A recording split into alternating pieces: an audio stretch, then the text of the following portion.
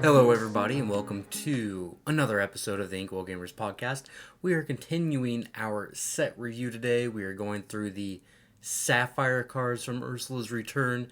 If you have any questions about our grading scale, you can refer back to our last episode, which covered the Ruby cards, or our first episode, which covered the Amber cards, or you can check our Instagram at the Inkwell Gamers and check the pinned posts that we have there.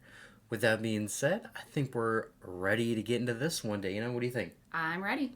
Alright, so the first card that we have is Anna, Braving the Storm. It is a 2-cost inkable character, a 1/4 quest for 1 with I Was Born Ready. If you have another hero character in play, this character gets +1 lore. What do you think, Dana? I gave this one a C. I think its ability is not impactful enough to play, and only having 1 strength doesn't really have it trade well if you don't have another hero out and you need to maybe challenge with this character. So C, probably a D, but I want to be nice.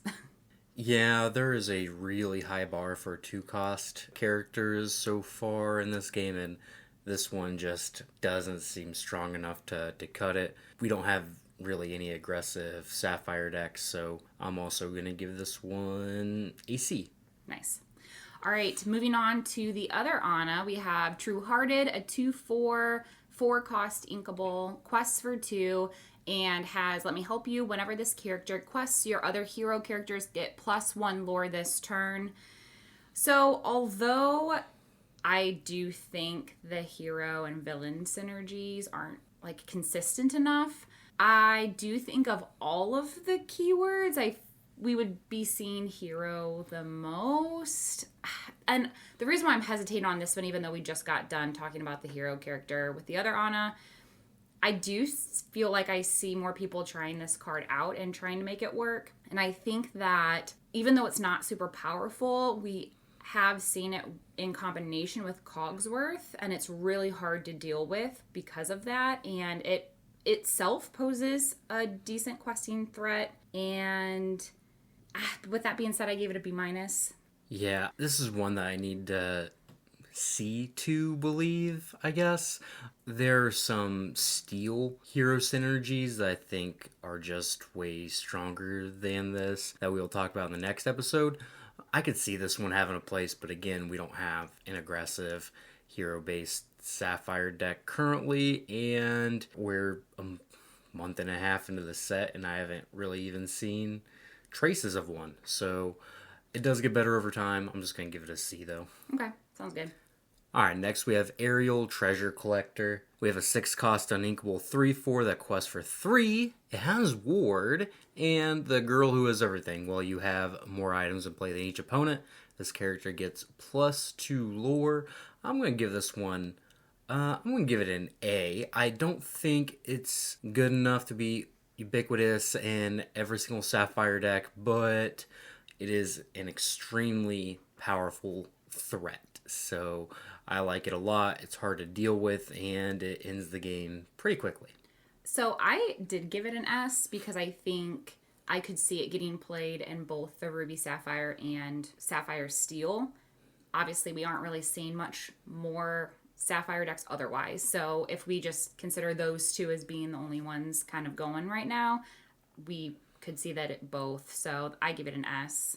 Yeah, I tried to play this in Ruby Sapphire, and it just was not successful for me, but maybe that's because the deck already has so many uninkables already, it was hard to fit, but someone else might be able to make it work. Yeah, for sure. All right, next we have Aurora Lore Guardian, an inkable 4-cost 3/3, quests for 2, can shift for 2, and then has 2 abilities. 1, your opponents can't choose your items for abilities or effects. And the second one, where you exert one of your items, look at the top card of your deck and put it on either the top or the bottom. I gave this one a C because I think that the biggest thing holding it back from seeing play is the fact that there isn't currently a 1-drop of her yet, so she can't shift on 2. The lowest Aurora goes that we've seen are just 2 costs. So otherwise, I'm not sure she's really powerful enough to be good on her own on turn 4. Her ability does mimic Ursula's Cauldron, so you get some card selection there while also being I don't know, not too bad of a body, but I like more that it basically gives your items ward, which is something that we've never really seen before. So, I don't know. I kind of like it. C? Yeah, I'm going to give this one a B. I think it could definitely have a place in some of the Sapphire decks. I don't think you need to shift it. Of course, if they do get a better shift target, that'll help out a little bit. But yeah, I just don't think you need to shift it. Just plan it on turn 4 when you don't have your Flaversham and giving your Popsicles or Fortispheres or what have you the ability just to tap and help you find your Flaversham or whatever you need, I think can be pretty good. But competing with Flaversham and Grammatala is pretty tough. Like, Grammatala just automatically gives you your value back, and this one, you'd have to wait for the draw. Yeah, you have to wait for the draw, and you'd probably need to use its ability 3 or 4 times in order for it to kind of equate to the same effect. So, although, however, you could... Never mind. I was going to say you could, like, use multiple items per turn, but in all reality, I mean, you're literally just shuffling around, and what good is it really going to do, you know? No, I mean, you're looking at the top card, and if you don't like the top card 3 times in a row, then you don't have to draw any of those cards. You get a 4th look when it is your turn, and you get to draw a card again. So, like, that ability can stack. It just doesn't work well if you think the top card is really good. Yeah. So, but if you're trying to find something specific, it does help you find that card. So the next one we have is Aurora, Tranquil Princess. 2 cost, thinkable, 1/3, quest for 1 with ward. It's just a D. It is not really a high priority 2 cost character, and yeah, it is not very good. Yeah, like, I gave it a D too, and I feel like without any other abilities, it just isn't worth it. I mean, you have, I know it's another color, but you have an inkable 2 cost Bucky that has ward, but also does something else. So I feel like you got to have something else that you do in order to be more than ward. Yep, whatever colors you're playing, there are more important 2 cost and better 2 cost characters. I agree. All right, next we have Donghu. I don't know. Talon Chief. Inkable 5 costs, 3/5, quests for 2, and has You Better Talk Fast. Your other villain characters gain support. I gave this one a D. We've talked about this before. Maybe you and I underestimate support, but we really don't see cards that just give support to be very valuable. So, yeah, I don't know. The card with support has to be, like, really good and have support. Support can't be, like, the main thing that makes the card maybe playable. It already seems like it has to be good or have other abilities. So yeah, I'm going to give this one a D as well. It just doesn't. Plus, it's niche. I mean, it's your other villain. Like, we don't even think straight up support characters are good, and now you're even making it more narrow with villains. So you are limiting it even more. So yeah, I don't like that one at all. Yeah. All right, next we have Flounder. It is a 3 cost thinkable 2/2 that quests for 2 with support. And I'm not a guppy. If you have a character named Ariel in play, this cost 1 less to play. So yeah, I'm going to give this one a D as well. We've seen plenty of 2 cost 2/2s with support 2s, and they barely see play as is. Of course, this one does have support, but this one also does not always cost 2, so it's even worse than that. Yeah, you don't even have an Ariel that's less than 3 right now either. So you can't even curve out to where you could get an Ariel in turn 1 or 2 and then play this. I mean, it's just, it's not good. And it just dies really easily, being only a 2 willpower. So, D. Moving on, we have Hans, Noble Scoundrel. Inkable 3 costs, 3/2, quests for 2, and has Royal Schemes. When you play this character, if a princess or queen character is in play, gain 1 lore. What did you give this one? I'm going to give this one a C. I don't hate this card. I like the ability counts for your opponent's characters as well. Mm-hmm. And it quests for 2 by itself, but I almost think you need, like, the Madame Mim bounce stuff to make it really good, and at that point you should probably just play goats and stuff. Those are just way better. I agree. I gave it a C plus. I think it's interesting for sure because, like you said, it does count for the whole board. So there is a potential for it to be a little bit more consistent than if it was just your opponent's or yours or whatever, like we see with most text, but still not super impactful for me to really care. And I know that you said you could just play a Go instead, but we're not really seeing Blurple decks. So this could be kind of like a roundabout analog to it, to where if someone isn't playing purple, this is kind of like their version of it. So, yeah. Yeah, I just, we don't have an aggressive Sapphire deck, so it's hard to justify playing this card. Yeah, I get it. All right, next we have Iduna, Caring Mother. I'm glad that you got this card because I didn't know how to say her name either. Well, I guess Iduna, Caring Mother. It is a 4-cost Inkable, 3/3 that quests for 1, and whenever this character is banished, you may put this card into your Inkwell face down and exerted. Mm-hmm. What do you think of this one, Dana?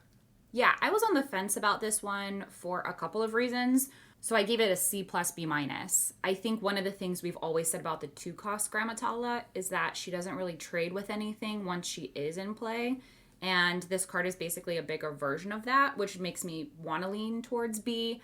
But it also means that she's slower because you have to wait a little bit longer to play her, which makes me lean more towards C.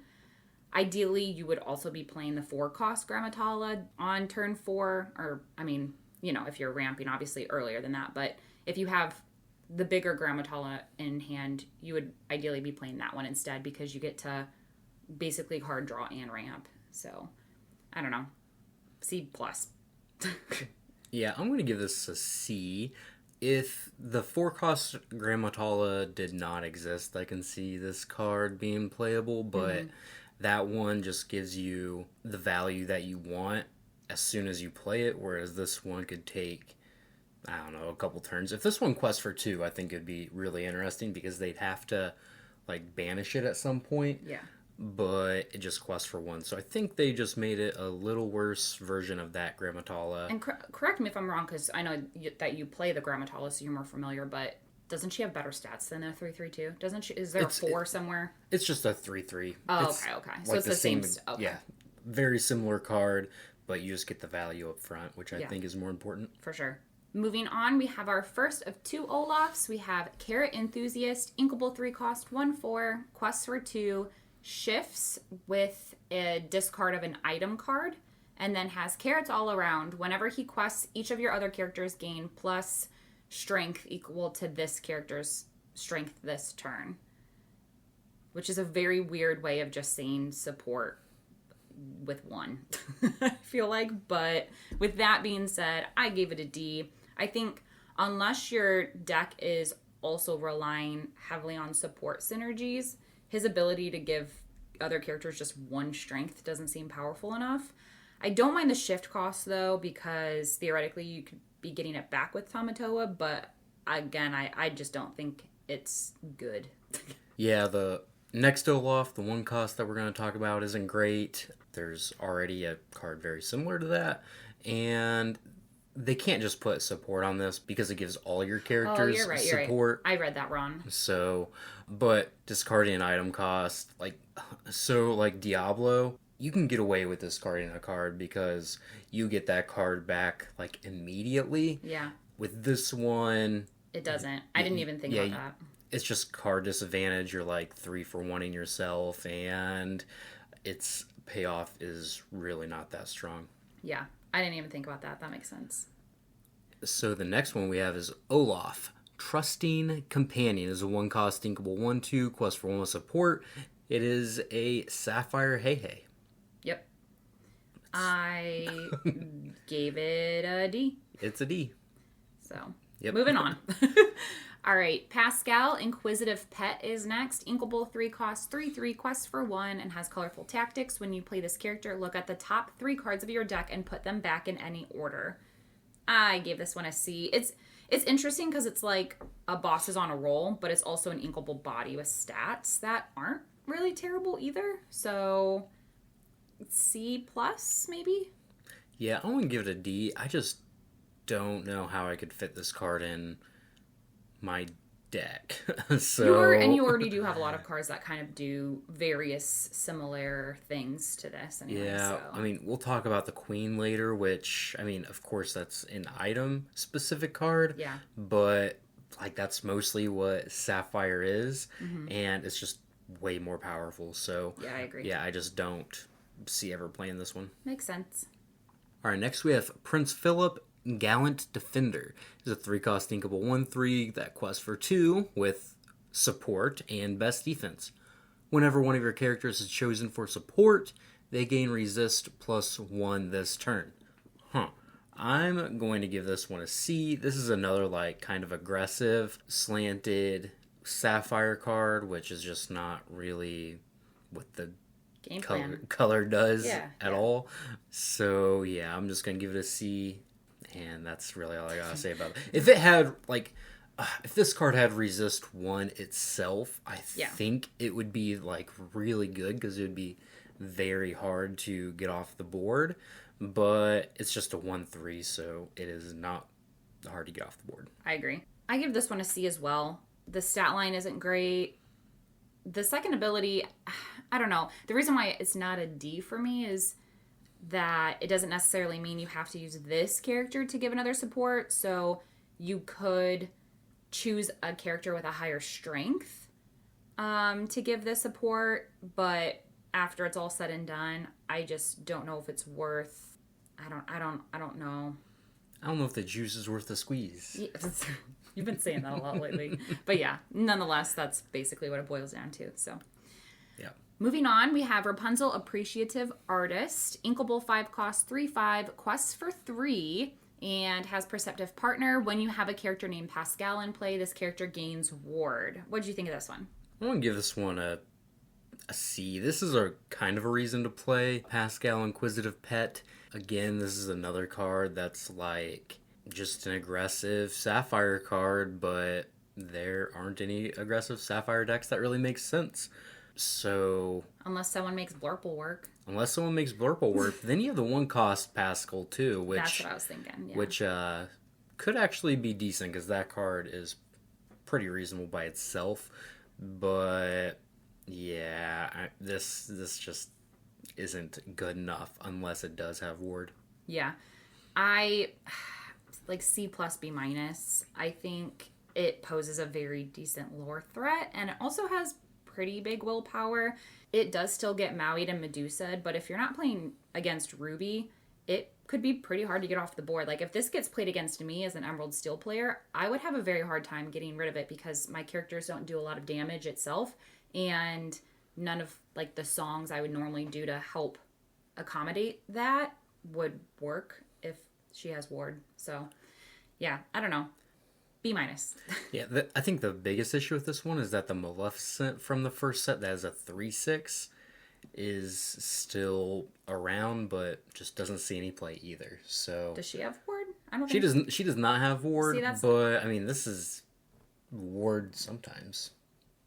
You're right. I mean, I get it. You're right. Yeah. Next one we have Scuttle, Expert on Humans, 2-cost inkable 1/3 that quests for 1 with Let Me See. When you play this character, look at the top 4 cards of your deck. You may reveal an item card and put it into your hand. Put the rest on the bottom of your deck in any order. I want to give this one a B. It can go... This reads like it should be a really good card. Right. Because so many times you can look at the top 4, find an item, but you have to have like 20 items in your deck in order for this to have like a consistent hit rate. Mm-hmm. Which can be kind of hard to fit in, and the issue with this is that if it ever misses, you just played a 2-cost 1/3 that literally does nothing. It is just so bad if it misses, and it misses too often. Yeah. Like, you probably actually need closer to 25 items in order for it to have like an 85% hit rate, and it is just hard to fit that many items into the deck, and it's just so bad if it misses. Like, you would rather just ink it so often that even... so many times I've played with this card, and it's just like, I would rather just ink it on turn 2 than just play it on turn 2, even if I don't have another turn 2 play, just because I know I'm going to want that ink. Yeah. I gave it a B minus. I still think it's up for debate whether it's good or not, because you do see people trying to see it in their Sapphire decks. I'm going to make a really loose comparison, but it's basically like an item version of the Aerial Singer, except like, yeah, Ariel is a 3 cost, but she's a 2/3, and she sings, like, so she does something after she's on the board. She can be a singer 5, whereas this one just literally doesn't do anything once it's in play. So, yeah, B-, I guess, for now. Yeah, it's like you need 2 drops, so you play it, but there's got to be something better. Right. Speaking of something that's better, we have the Queen Diviner. Inkable, 3 costs, 3/3 quests for 1, and then has Consult the Spellbook. You exert it, look at the top 4 cards of your deck, reveal an item card, and put it into your hand. And if it costs 3 or less, you can play it for free instead. But it enters play exerted, and then put the rest on the bottom of your deck in any order. Lot of text to basically be a better Scuttle, but it is a little bit slower because she costs 1 more, and you have to wait a whole other turn to exert her, to use her ability. But I think the ability to potentially play something for free kind of offsets all of the cons. So I forgot if I gave my grade or not, but a B for me. Yeah, I'm going to give it a B+. I think it's a pretty good card. The ability to play 3 cost items that you find for free, or sometimes you just find a popsicle and it draws you an extra card for free. And it is a decent sized body, so it will usually trade early in the game when they have to challenge it, because they can't let this thing exert twice, because if you find like a Maurice's Workshop and a Fishbone Quill, then like you just got so much free ink and value that this card kind of single-handedly runs away with the game. But it is a little bit slower, which is why it's not an A, I think. For sure. All right, next we have Transform Chef. Castle Stove is a 4 cost inkable 3/3 quest for 2 with a culinary masterpiece. When you play this character, remove up to 2 damage from chosen character. I mean, it's just a D. Like, the 4 drops this thing competes with are proven to be very good, and this has just such a minimal ability. Yeah, I gave it a D as well. I think in theory it should be good because it's kind of doing the same thing as like the Amber healing cards, but it's obviously in the wrong color. It's not Amber, and it doesn't give you a card draw like they do. So in addition to what you said, there's a lot of 4 cost characters it's competing anyway. It's just, yeah, not good. Yep. Moving on, we have Triton, Champion of Atlantica, inkable 9 cost, 7/9, quests for 3, shifts for 6, and has Imposing Presence. Opposing characters get -1 strength for each location you have in play. Yeah, this one's like a D, I think. It's a extremely huge body, and it does quest for a lot, but it's still expensive, and its ability is obviously dependent on not only having a location, but wanting to have multiple and at the same time in play, and that's just not efficient. So, yeah. So I'm going to give this one a C. Mainly because like locations are really hard to deal with some decks, and if you ever get like a McDuck Manor down and you have this thing in play, like the McDuck Manor is just never gonna die because it's already hard to challenge, and you're making it even harder by having this in play.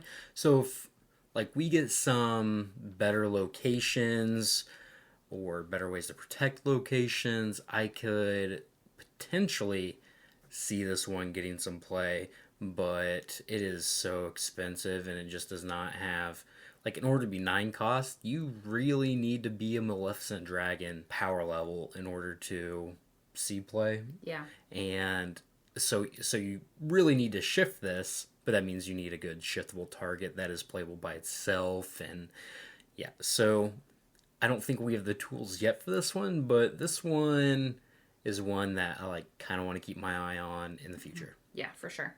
All right, next we have Triton, Discerning King, 3 cost and equal 3/3 quest for 1 with Consign to the Depths. Exert this character to banish one of your items. Gain 3 lore. What do you think, Dana? I gave this one a C-. I think Ruby Sapphire's issue is obviously that you guys really aren't doing anything for the first few turns. So this one could be interesting because it is a lower cost body and you eventually get your items back with Tamatoa anyway. But ideally, you'd want to play Quill on turn 3 instead of this one. And it's just another uninkable in an already high uninkable deck. So that's why I gave it a C-. Yeah, and Ruby Sapphire doesn't really have the expendable items just because you're banishing them all to Flaversham. Whereas, like, Sapphire Steel might have some expendable items because you're playing 8 Popsicle-esque cards. So I wonder if there's, like, maybe some sweet aggressive Sapphire Steel deck with Triton and the Queen and Gleam, which we'll talk about later. One that just doesn't try to do as much ramp stuff, but kind of tries to get as, like I said, just be a little more aggressive. Right, for sure.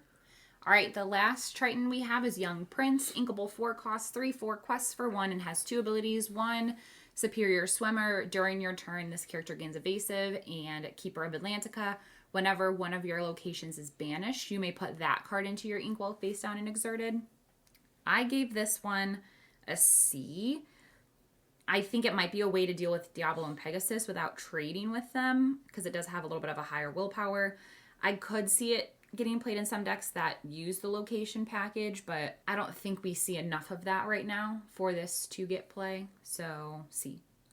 Yeah, I do like the stat line, like a 3 cost, 3/4 that's inkable and has evasive on your turn, so it can trade into the annoying evasive characters is decent. I mean, the issue is that locations are, like, unkillable. So you just put a location down and they can never kill it anyway, so you don't even get the value. And when they do kill it, it's probably 2 or 3 turns down the line, which you don't even... It's hard to know if you're going to actually need that ink or plan for whenever they're going to banish it. So, yeah, I don't like this one too much. It's like a C-. All right, next we have Dig a Little Deeper. It is an 8-cost song. It has Sing Together, 8. And it has look at the top 7 cards of your deck. Put 2 into your hand and put the rest on the bottom of your deck in any order. So, I have not seen this one really see any play, but I kind of think it should see more play. I'm going to give it like a C+. Like, looking at the top 7 cards and picking any 2 of those is a lot of really good card selection. And, like, it really helps you find that specific card that you're looking for. Mm-hmm. And a lot of times you're just going to do this for 0 ink. So if you have a Tamatoa in play and you really need a Be Prepared, you get a look at the top 7 cards to help you find that Be Prepared. Yeah, and you get to draw 2. And yeah, you get to draw the Be Prepared and something else. So I think this one can definitely see some play. I actually think I want to start trying it out in my ramp strategies a little bit more. Mm-hmm. I gave this one a C only because it's also uninkable. Like a C though. Yeah. I think the biggest thing is it's uninkable. Which I know having something this powerful, you kind of have to have... You can't, make it broken, right? Mm-hmm. But I feel like in theory, looking at the top 7 and gaining 2 from it sounds really good. But I'm also really hesitant about having to put 5 of the other ones at the bottom of your deck because... Yeah, you're going to pick the 2 best cards in that 7, but you also might have a pretty good, 3rd and 4th place that you would still want to see in the next few turns, but now you have to accept the fact that they're at the bottom. Well, what if you play Dig a Little Deeper, then you find, a Be Prepared and another Dig a Little Deeper, so then when you play the Dig a Little Deeper again later... that helps you find the other cards that you wanted. That's very circumstantial. You know what? So there was a card in Magic called Dig Through Time, and it was pretty similar to this. It cost 8, and it had an ability that made it cheaper, and it was like the same thing. Look at the top 7 cards of your deck, put 2 into your hand, and that card was broken. It's banned in a lot of different formats, so... I think I'm gonna give this one a shot because, doing this for free is really powerful. Now, Yeah. it might not end up being good. Like, I haven't really seen any deck lists, but I think the upside's there. All right, next we have Glean, inkable 1-cost action, banish chosen item. Its player gains 2 lore. I know you mentioned this one earlier, and I don't think it's that great. At least for now, I gave it a C. I think, again, the Ruby Sapphire decks don't really do anything for the first few turns because you're not really playing characters, so you're not gaining lore. So this could potentially be used to lessen the gap between you and the more aggressive decks. And again, you'd be getting it back with Tamatoa anyway. But I feel like that's just, it doesn't seem worth all of that work for just 2 lore, when you can just play a character that quests for that much anyway. Yeah, I mean, you could play Triton and use its ability to banish your own item and gain that much lore. Now, the cool thing about this is that it is a really cheap card to hit your opponent's items as well. Oh, I didn't even think So it helps you play 2 cards in one turn, because a lot of times you can't play Benja or Judy Hopps and something else relevant. So this is a way to help you do that. And I think it could be interesting if you wanted to play that Triton, because now you have like a critical mass of these banish your own like popsicles and gain a bunch of lore. But I'm still not sold on it, so it's like a C minus. But I'm interested in a lot of these cards. Next we have Seldom All They Seem. It is a 2-cost action, and it says chosen character gets Song. Yeah, it is a song as well. And it says, chosen character gets -3 strength this turn. Dude, it's probably just the D. Yeah, if it drew a card, it'd be awesome, but it does not, so I think it's bad. Yeah, I gave it a D as well. I think although it's cheap and it's an inkable song, it's just better to play a different card that banishes or deals damage to a character, instead of just taking away its strength for 1 turn to then maybe challenge it or whatever. So, I mean, maybe this could be a way to Medusa bigger characters and use in combination with her, but... We also have a card we're going to talk about soon that helps with that. Anyway. Yeah. And you, at that point, you would be just playing something else, So. Yeah. All right, the next song we have is Treasures Untold, inkable 6-cost, and it returns up to 2 item cards from your discard into your hand. I gave this one a C. I think it could be interesting because it's like Tamatoa, but it's like a 2-for-1, and it's a song, so it's basically, you could play it for free. So, C? I don't know. I'll give it a C. Like, I think the issue is that Tamatoa does exist, and it's just like so good. Right. But and this is kind of assuming that you're already doing Flaversham stuff, so you might already be winning anyway and finding your other items in Tamatoas. But like, if you can get the Glean and Triton deck to work, where you're kind of just banishing your own items for value along with Flaversham, just doing that more, then this could be interesting. But yeah, it is inkable too, but it's kind of just very circumstantial. It's not going to go in a lot of decks. It's a C. Yeah, for sure. Next we have Field of Ice. It is a 3-cost inkable item. It says Icy Defense. Whenever you play a character, they gain resist +1 until the start of your next turn. This is just a very slow card. It is really only decent against steel decks, and it's just so slow. I'm gonna give it a D. Yeah. It's not it. It's basically a worse 4 Dozen Eggs, and that was an inkable song, and it didn't even see play, so I gave it a D as well. Yeah. Next we have Great Stone Dragon, an inkable 3-cost item, and it enters play exerted, but when it unexerts your next turn, you could exert it again to put a character from your discard into your inkwell face down and exerted. I gave this one a B because it might be slow since you do have to wait an additional turn, but you don't lose out on card advantage because it's coming from your discard rather than your hand or your deck. And it's just another item, inkable item, right? Yep. So I like it. I gave it a B. Yeah, I'm going to give it a B as well. A lot of people want to compare this to Fishbone Quill, but it's just a way different card than Fishbone Quill. Fishbone Quill is like a turbo ramp kind of card, and this is more of a grindy value kind of card. So Fishbone Quill is generally better at ramping, but in long grindy games where you're trading a lot of resources, this one can give you a big resource advantage over your opponent. It's a little bit better against the Bucky decks because they want you to discard cards, and then you can discard your expensive cards and use this to ink it. Right. So instead of losing out on the card disadvantage with Quill, you're gaining that card back through the Great Stone Dragon. So it's just a very different card. Not as powerful, a little bit slower, but still a good one. I like it. Alright, next we have Ice Block. Is a 1-cost uninkable item, and it has Chilly Labor. Exert. Chosen character gets -1 strength this turn. I'm going to give this one a B. I think it is really good in the Ruby Sapphire decks, but at the same time, I just can't justify playing more than like 2 or 3 of these myself. Like all 4, that's just too many uninkables, and it's kind of narrow. So, yeah, it's just a B, but it definitely helps your brawls, and Medusas become that much better. Right. I gave it a B as well for those reasons. I just feel like when used in combination with the cards where strength of the character matters, it definitely can help with that.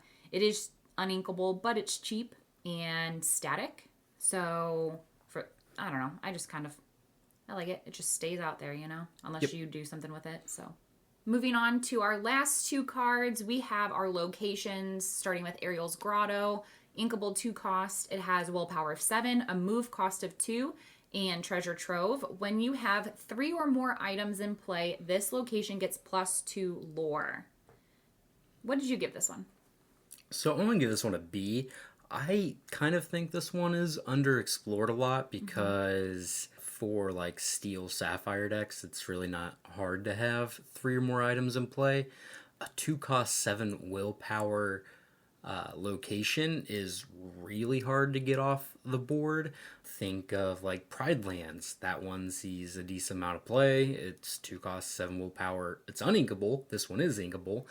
And that one only gains 1 lore, whereas this one gains 2. So you can't fit into every deck. You need a lot of items, but just this thing can really put the pressure on your opponent, and it is pretty hard to get off the board. Yeah, I probably underestimated it a little bit. I gave it a C+, probably because we aren't seeing it getting played, but I feel like I got a lot of good things to say about it. So we've talked in the past about how locations with 7 willpower plus, that's 7 is kind of the litmus for the lowest willpower we think it should have.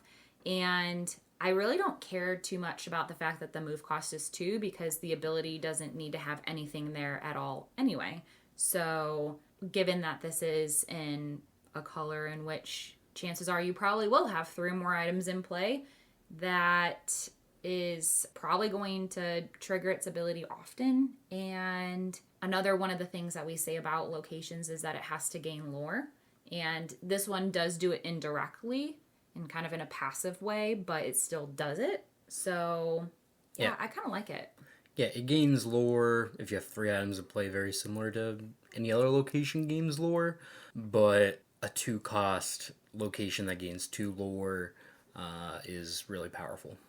Alright, so next we have Winter Camp. It is a 3-cost thinkable location. It has a move cost of 1, a willpower of 8. It has a lore of 1 and help the wounded. Whenever a character quests while here, remove up to 2 damage from them. If they're a hero character, remove up to 4 damage instead. So more support from this Sapphire hero deck that they're kind of pushing. I do not really see with this one. Of course, it is really hard to get off the board. It has a cheap move cost. But in order, I think, for your characters to want to move to a location, there needs to be like a really high payoff like the Queen's Castle. And even though this one's cheap and hard to banish and it does gain passive lore, I just don't think it's that good still. See, I gave it a B- because of the fact that I mean, it has a cheap move cost, and it, like you said, passively gains lore. So, given that it is kind of hard to get off the board, I think it could. It's not getting you to lore like the Queen's Castle does, but I could see it getting a couple turns worth to make this worthwhile.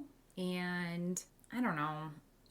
I don't think it's too bad. So B minus C plus. Yeah, I could see like a C plus on this. I could definitely see this one getting play. Like your Jim Hawkins, your Maui's, those characters are heroes. So those are cards you would put in your like Ruby Sapphire location deck anyway. Doesn't Tuk Tuk also move to a location for free? Tuk Tuk does also move himself and other characters to a location for free. I don't think he's a hero, but he doesn't necessarily need to be a hero. Right, like, but if he moves other people. Yeah. You know. So, I mean, there definitely could be something with this card. It's probably just a little unexplored.